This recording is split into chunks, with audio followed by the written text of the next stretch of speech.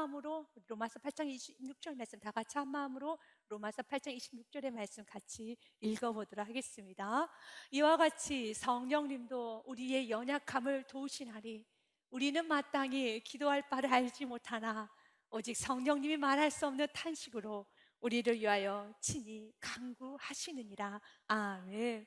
오늘 본문의 말씀에 보면은 우리 안에 계시는 성령님께서 그 일을 하신다고 말씀합니다. 성령님은 하나님의 영입니다.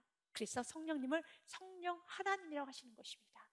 하나님께서 내 안에 계셔서 하나님께서 나를 대신하여서 말할 수 없는 탄식으로 나를 위하여 친히 간구 기도를 해주시는 것입니다. 내가 옳지 않은 기도를 할 때, 내가 또 옳지 않은 방향으로 나아갈 때 내 안에 계신 성령 하나님께서는 말할 수 없는 탄식으로 고통스러운 그 마음으로 나를 위해서 간구를 해주시는 것입니다. 우리의 기도가 항상 옳은 기도만 하진 않습니다. 우리의 기도가 하나님 보시기에는 기도응답 해줄 수 없을 기도를 할 때가 있어요. 그때 성령님 너무 슬퍼하면서 하나님, 당신의 아들과 당신의 딸이 지금 마음이 너무 힘들어서 그래요. 하나님 아시죠? 하나님, 지금 내 자녀가 너무 힘들어서 그러죠? 하나님, 내 자녀의 기도 응답해 주시면 안 됩니다 라고 나를 대신하여서 말할 수 없는 탄식으로 간구를 하시는 것입니다. 엘리야의 삶이 그랬어요. 열왕기상 19장 말씀해 보면 엘리야가 850대 1의 싸움을 합니다. 멋지게 승리를 했습니다. 바알을 섬겼던 선지자, 그리고 아세라를 섬겼던 선지자 850명과 싸워서 이겼습니다. 그리고 엘리야는 마음 가운데 이런 생각을 했어요. 이제 이 정도로 하나님의 살아계심을 보여줬다라면 이세벨이 이제 겸손해질 것이고 아합도 이제 겸손해질 것이라 생각했는데, 이런 하나님의 기적과 하늘에서 불이 떨어지는 너무 큰 기적을 보았음에도 불구하고 이세벨이 자신에게 협박의 편지를 보냅니다. 19장 2절 말씀에 보면 이세벨이 사신의 엘리야에게 보내어 이르되 내가 내일 이맘때에는 반드시 내 생명을 저 사람들 중 한 사람의 생명과 같게 하리라. 그렇게 하지 아니하면 신들이 내게 벌을 내림이 마땅하니라 한지라 라고 하면서 내가 널 죽이겠다라고 말합니다. 내일 이맘때면 내가 너에게 하루를 줄 테니까 내일 이맘때면 내가 너를 죽이겠다라고 말합니다. 850명의 선지자들과 거짓 선지자들과 싸워서 이겼던 엘리야이지만 그 편지를 받고 난 후에 순간 두려움에 사로잡혔어요. 그래서 정신없이 브엘세바를 향해서 도망칩니다. 브엘세바는 땅끝을 말합니다. 땅끝을 향해 도망갑니다. 그리고 도망치다 쓰러져서 로뎀나무 앞에 쓰러져요. 그리고 하나님께 기도를 합니다. 하나님, 내 생명 거둬가 주세요. 나는 열조들보다 낫지 않아요. 난 무능합니다. 저 그만하고 싶어요. 저 좀 죽여주세요 라고 울며 간구를 합니다. 4절 말씀을 보면 자기 자신은 광야로 들어가 하룻길쯤 가서 한 노뎀나무 아래 앉아서 자기가 죽기를 원하여 이르되, 그래서 원한다는 걸, 죽기를 원한다는 걸, 죽기를 너무 원하고 그것을 주님께 아뢰면서 기도를 하는 거예요. 여호와여 넉넉하오니, 주님의 이름을 부릅니다. 넉넉하오니 지금 내 생명을 거두시옵소서. 나는 내 조상들보다 낫지 못하나이다 하고 하나님께 절규의 기도를 합니다. 하나님은 이 기도를 문자적으로 들어주지 않아요. 엘리야가 얼마나 뜨겁게 기도했겠습니까? 하나님, 나를 좀 죽여주세요. 하나님, 나는 조상들보다 더 낫지 않습니다. 난 무능합니다. 이제 그만하고 싶습니다. 나를 좀 죽여주세요. 내 생명을 거둬가 주세요 라고 얼마나 그가 간절하게 또 간절히 기도했겠습니까? 그런데 하나님은 그 기도를 응답해 주지 않으셨어요. 응답해 주지 않으신 하나님을 우린 찬양하지요. 그런데 그때 성령님이 말할 수 없는 탄식을 우리에서 간구하신다는 거예요. 하나님, 당신의 종 엘리야가 너무 힘들어서 그래요. 당신의 종 엘리야가 너무 지쳐서 그래요. 본심이 아닙니다. 하나님, 엘리야의 오늘 기도는 귀를 닫아주세요. 그리고 제가 엘리야를 위해서 기도합니다. 당신의 종 엘리야에게 힘을 주시옵소서. 당신의 종 엘리야에게 다시 한번 무너졌던 다리를 세워주시고 다시 한번 늘어졌던 그 팔을 일으켜 세워 주시옵소서 라고 대신하여 간구를 하시는 거예요. 우리도 엘리야처럼 기도할 때가 종종 있어요. 이스벨과 같은 좀 악한 사람을 만날 때, 환경적인 압박이 올 때, 너무 큰 중압감, 스트레스가 쌓일 때, 주님, 그만하고 싶어요. 떠나고 싶어요. 멈추고 싶어요. 죽고 싶어요. 나 천국 가게 해주세요. 지금요. 나 좀 데리고 가주세요. 이젠 더 이상 못하겠습니다. 라고 기도를 합니다. 눈물을 흘려가며 기도를 합니다. 가슴을 치며 기도를 합니다. 그때 나도 기도를 하지만 내 안에 계신 성령님은 말할 수 없는 탄식으로 나를 위하여 친히 간구를 하십니다. 하나님, 그건 아닙니다. 지금 내 딸이, 내 아들이 너무 힘들어서 그래요. 너무 지쳐서 그래요. 너무 어려워서 그래요. 그건 아닙니다. 라고 대신하여서 간구를 하여 주십니다. 이렇게 성령님은 나를 위해서 친히 간구하여 주시는 분이십니다. 그래서 성령님을 예수님은 이렇게 표현했습니다. 그분은 파라클레토스입니다. 이 파라클레토스라는 것은, 파라는 함께, 클레토스는 돕는 자라는 뜻을 갖고 있어서 파라클레토스란 도움을 주기 위해서 바로 옆에서 보내심을 받은 자라는 뜻을 갖고 있습니다. 성령님께서는 나를 도와주셔요. 내 바로 옆에서 나를 대신해서 기도도 하여 주시고요, 나를 대신해서 힘도 주시고 위로하여 주시고, 내가 잘못된 기도를 할 때 그 기도 응답되지 않도록 모든 것을 다 막아서 친히 말씀으로 기도하여 주시고, 또 내가 옳은 길로 가지 않고 그릇된 길로 갈 때 나에게 성령님께서는 말할 수 없는 탄식으로 내 마음을 요동치게 하십니다. 나를 붙들어 주십니다. 그리고 나에게 위로하여 주십니다. 나에게 힘을 주십니다. 사랑하는 여러분, 여러분은 혼자가 아닙니다. 여러분 안에 성령님이 계십니다. 때론 여러분이 어떻게 기도해야 될지도 모를 때가 있을 것입니다. 그러나 성령님의 여러분을 위해서 대신 기도하여 주십니다. 특별히 성령님은 우리의 연약함을 참 도와주시기를 기뻐하셔요.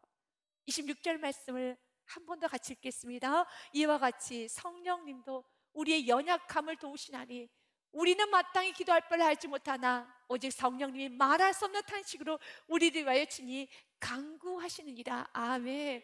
우리가 연약함을 도와주시는 분이 성령님이세요. 적극적으로 도와주십니다. 뛰어드셔서 도와주십니다. 나를 변호해 주십니다. 나를 일으켜 세워주십니다. 우리가 인생을 살다 보면은 정말 기도해야 될 때 기도를 하지 못할 때가 있어요. 마치 베드로처럼요. 평소에는 기도를 잘합니다. 난 평소에는 정말 여러분 말씀대로 순종도 잘합니다. 근데 정작 기도해야 될 때, 깨어있어야 될 때 깨어있지 못하고 기도하지 못하고 우리가 아무것도 하지 못한 상태에서 영적 바닥이 드러날 때가 있어요. 베드로가 그랬습니다. 예수님께서는 베드로에게 이렇게 말합니다. 베드로야, 이제 내가 십자가를 져야 되겠다 라는 말씀하십니다. 그 어느 때보다 깨어나서 베드로는 기도를 해야 될 때입니다. 예수님을 위해서 기도해야 되고 자기 자신을 위해서 기도해야 되는데 잠에 취해요. 그냥 잠을 잡니다. 정말 깨어있어야 될 때 베드로는 깨어있지 못해요. 잠을 자요. 그때 예수님께서는 베드로에게 책망도 하시지만 베드로의 연약함을 잘 아시고 이렇게 말합니다.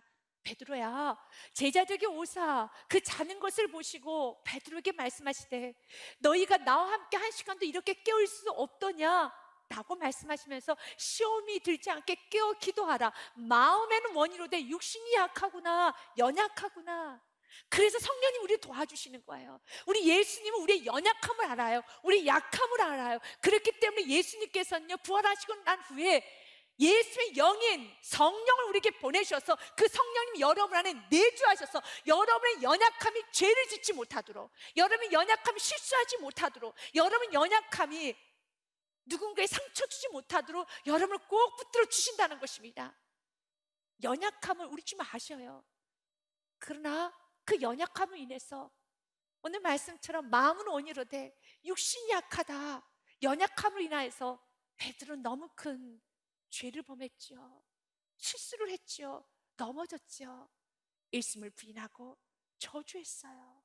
예수님께는 너무 큰 죄를 지었고 베드로에게는 죄로 인한 씻지 못할 상처가 남았어요. 내가 가장 사랑하는, 내가 가장 모든 걸 버리고 따랐던 그분에게 여러분 저주하고 욕을 하고 부인했던 그 모든 상처가 지금 베드로의 가슴 안에 있습니다.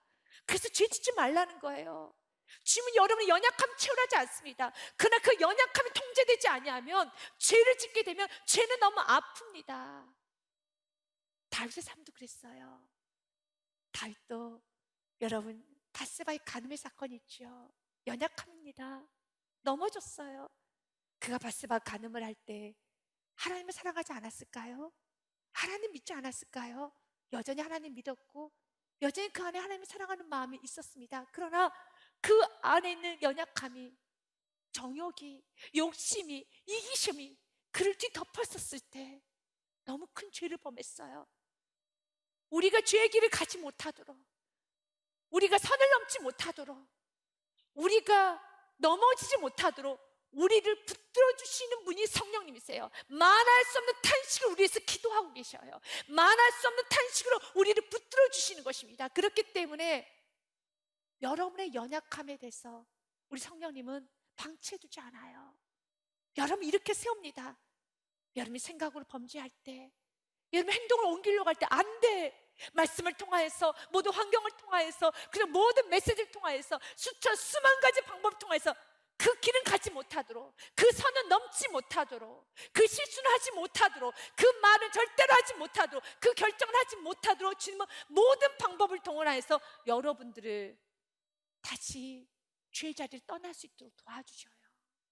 그래서 만약 내가 선을 넘었다면, 내가 하나님께서 기뻐하지 않는 큰 범죄를 했다라면, 내가 넘어졌다라면 돌아보셔야 돼요. 내 안에 너무 큰 자와 교만과 내 안에 너무 큰 강함이 있는가 돌아보셔야 돼요. 수천 번을 성령님 말했을 겁니다. 말할 수 없는 탄식을 주니 간구하여 주세요. 오늘 본문의 말씀에 보면은요 이렇게 돼 있지 않습니까? 27절 말씀처럼요, 마음을 살피신 이가 성령의 생각을 아시나니 이는 성령님이 하나님의 뜻대로 성도를 위하여 간구하신다고 그랬어요. 성도를 위해서 간구해 주시는데 마음을 살피신 이는 하나님이십니다. 하나님이 성령의 생각을 알아요. 그래서 성령님은 하나님의 뜻대로, 우리는 육으로 가려고 합니다. 욕심으로 가려고 하고 이기심과 그리고 또한 게으름과 교만으로 가려고 할 때 성령님은 하나님 뜻을 잘 알고 계셨어요. 그렇기 때문에 그 성령님께서 내가 그런 길로 가지 못하도록 나를 위해서, 성도를 위해서, 나를 위해서 간구를 하시는 것입니다. 그래서 내가 죄를 지었다면 너무 강한 거예요. 내가 넘어졌다라면 내 안에 너무 큰 교만과 자아가 있다는 겁니다. 오늘 마지막 예배를 드리는 저와 여러분 안에 강함이, 교만이, 여러분 무너지는 귀한 은혜가 있으시기를 바랍니다. 지금 우리에게 말합니다. 난 널 방치하지 않아. 난 널 이렇게 세울 것이란다. 우리 안에 계신 성령님께서는요 우리를 반드시 이렇게 세우십니다. 베드로의 삶이 그랬어요. 베드로는 연약해서 넘어졌지요. 그런데 베드로가 예수님을 부인하고 저주하고 그는 다시 일어날 수 없을 만큼 만신창이가 되었습니다. 그는 상처 얼룩진 인생입니다. 그리고 사단 정죄할 겁니다. 너가 예수님을 부인했어. 너의 입술에서 예수님을 저주했어. 어떻게 저주했는지 아느냐? 어떻게 부인했는지 아느냐? 내가 다시 읊어줄게. 너의 실수를, 아니 너의 죄를, 너의 완악함을, 너의 악함을 내가 다 읊어줄게 하면서 밤마다 사단은 그를 정죄했을 겁니다. 너가 예수님에게 이런 말을 했어. 너가 사랑하는 사람에게 이런 말을 했어. 너가 사랑하는 사람에게 이런 행동을 했어. 너가 사랑하는 사람에게 이렇게 상처를 줬어. 너가 사랑하는 사람에게 이렇게 했어라고 끊임없이 그를 정죄할 때 베드로는 일어서지 못합니다. 사단이 정죄하면 그 누구도 일어서지 못해요. 그런데 우리는 잘 알지 않습니까? 베드로가 일어났어요. 베드로가 일어나서 예수님 품에 안겼습니다. 그리고 베드로는 그의 남은 생에는 예수님 전하다가 십자가에서 순교를 하는데 그가 이런 고백을 하지 않습니까? 예수님이 십자가에서 죽으셨는데 내가 어떻게 십자형을 동일하게 받습니까? 나는 거꾸로 십자가에서 지겠습니다 라고 그는 거꾸로 십자가에서 매달려 죽습니다. 순교를 합니다. 너무 멋지게 인생의 마무리가 됩니다. 결코 일어설 수 없었던 베드로가 일어섰네요. 그 이유는 한 가지입니다. 우리 안에 계신 성령님께서 우리를 위해서 친히 간구하신 것처럼 나를 위해서 기도를 하고 계십니다. 오늘 성경 말씀 보면 예수님이 기도하고 계셨어요. 베드로를 위해서 기도하고 계셨습니다. 나는 그런 길을 가고 있었고, 나는 무너지고 있었으면, 난 연약함 때문에 사단이 내 몸을 붙들고, 사단이 내 온몸을 붙들고 이리저리 끌고 다닐 때, 그때 내 안에 계신 주님은 나를 놓지 아니하시고 기도하고 계셨어요. 말씀해 보니 누가복음 22장 31절과 32절 말씀에 시몬아 시몬아 보라 사탄이 너희를 밀가루 하려고 요구하였으나 32절 말씀 같이 읽습니다. 그러나 내가 너를 위하여 내 믿음이 떨어지지 않기를 기도하였나니 너는 돌이킨 후에 내 형제를 굳게 하라. 아멘. 내가 너를 위하여 내 믿음이 떨어지지 않기를 무엇했다고요? 기도하셨다는 거예요. 맞습니다. 여러분을 위해서 기도하시는 분이 계셔요. 오늘 본문의 말씀도 뭐라고 합니까? 내가 너를 위해서 친히 간구하느니라. 그래서 우리는 무너질 수 없는 존재예요. 혹시 무너졌다면 걱정하지 마십시오. 여러분 다시 일어나게 될 것입니다. 누군가 여러분을 위해서 기도하고 계십니다. 우리 성령님이 여러분을 위해서 기도하고 계십니다. 사랑하는 사람이 여러분을 위해서 기도하고 계십니다. 교회가 여러분을 위해서 기도하고 있습니다. 여러분 안에 계신 성령님은 여러분을 위해서 말할 수 없는 탄식으로 친히 간구하십니다. 성령님의 기도가 셀까요? 여러분의 기도가 셀까요? 성령의 기도가 아주 셉니다. 그래서 우리가 아무 말이나 할 때 엘리야처럼 베드로처럼 우리가 무너져 있을 때 주님 나를 죽여달라고, 내 생명 거둬가지옵소서, 나 무능합니다, 저 열조들보다는 낫지 않습니다 라고 말하고 있을 때도 성령님은 대신해서 하나님 아닙니다, 나의 자녀가 지금 내 딸이 내 아들이 지금 너무 힘이 들어서 물질 때문에 힘이 들어서 지금 자녀 때문에 너무 마음이 아파서 지금 이렇게 부부의 문제로 질병으로 고통이 있어서 지금 이렇게 말하는 것뿐입니다. 아닙니다. 주님 내 아들에게 내 딸에게 힘을 주시옵소서, 힘을 주시옵소서라고 친히 간구를 하여 주시고 다시 우리를 옳은 길로 인도하여 주십니다. 성령님께서는 말씀대로 여러분을 빚어가십니다. 그래서 다음 절 말씀에 보면 그 말씀 이루면서 합력할 선을 주신다고 하셨어요. 선은 우리가 이루는 게 아닙니다. 여러분의 인생은 여러분이 끌어가는 것이 아니고 하나님께서 이미 예정해 놓으셨고 예지해 놓으셨고 여러분 완성시켜 주시는 그 하나님께서 이끌어가 주십니다. 결국 합력할 선을 이루세요.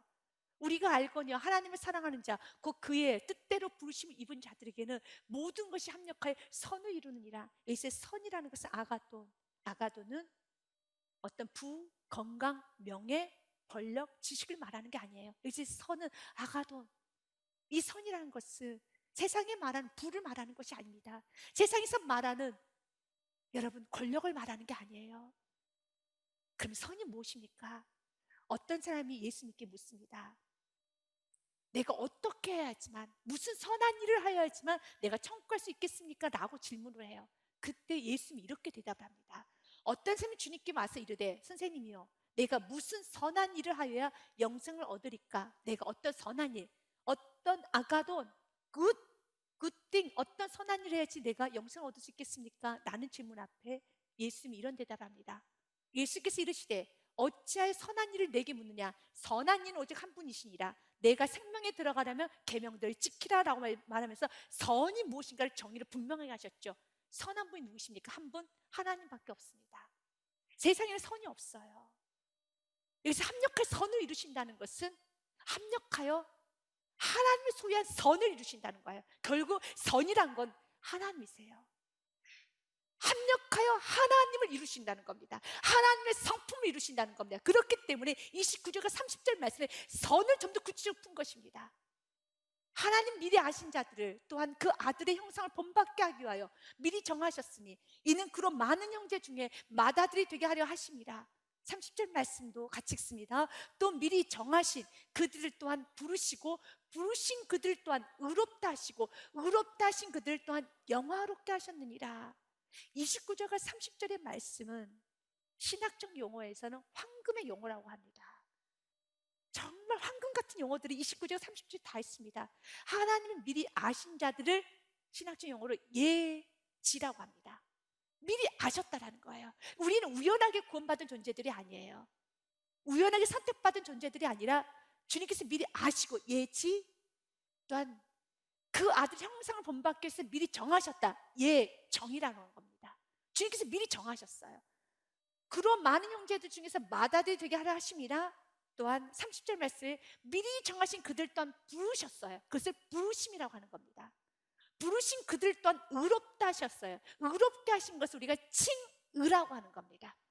또한 칭의가 된, 의롭게 된 그들을 영화롭게 하셨느니라 해서 영화. 다시 말해서 예지, 주님께서 아셨고 예정, 미리 정하셨고, 그리고 미리 정하신 사람들을 부르셨고, 그리고 그 미리 정하신 사람들을 부르셔서 그들에게 믿음을 주셔서 자신이 죄인인 것을 알고 예수님이 나의 구원자로 고백하는 그들에게 이제 칭의, 너희는 예수님으로서 깨끗하게 되었습니다라고 칭의가 되어서, 칭의, 의롭게 된 우리들의 마지막 단계는 무엇이냐면 영화로움입니다. 우리는 죄를 짓고 난 후에 형상이 파괴됐어요.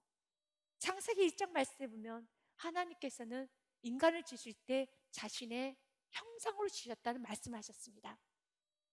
하나님이 자기 형상, 곧 하나님의 형상대로 사람을 창조하시되 남자 여자를 창조하셨어요. 그래서 형상, 하나님의 형상을 가지고 우리를 창조하셨습니다.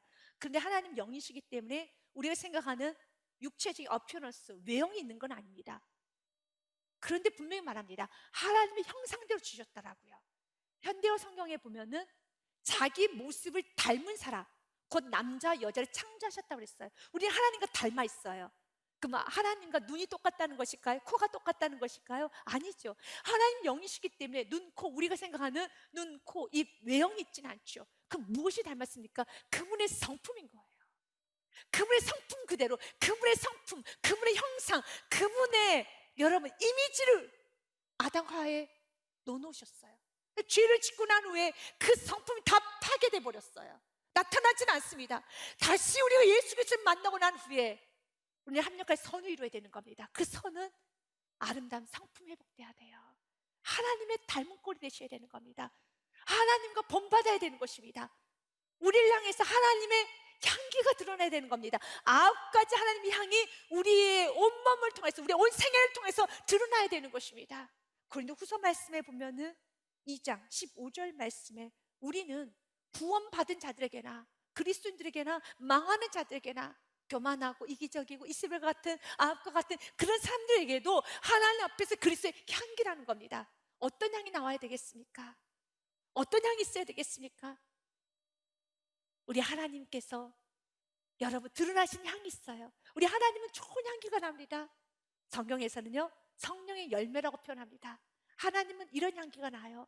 오직 성령의 열매는 사랑, 희락, 화평, 오래 참은 자비, 양성, 충성, 온유, 절제, 이 같은 것을 금지할 법이 없느니라라고 하시면서 열매는 향이 있는 것처럼 우리 하나님이 가시는 곳에는 9가지 향이 어우러져서 이렇게 향기가 나는 겁니다.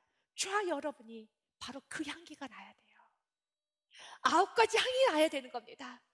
합력할 선을 이루신다는 것은 하나님, 내가 모든 상황에, 내가 모든 인생에 한 해를 마무리하면서 내가 어제 나보다 오늘 내가 더 아름다운 향기 9가지 향기가 나기 원합니다.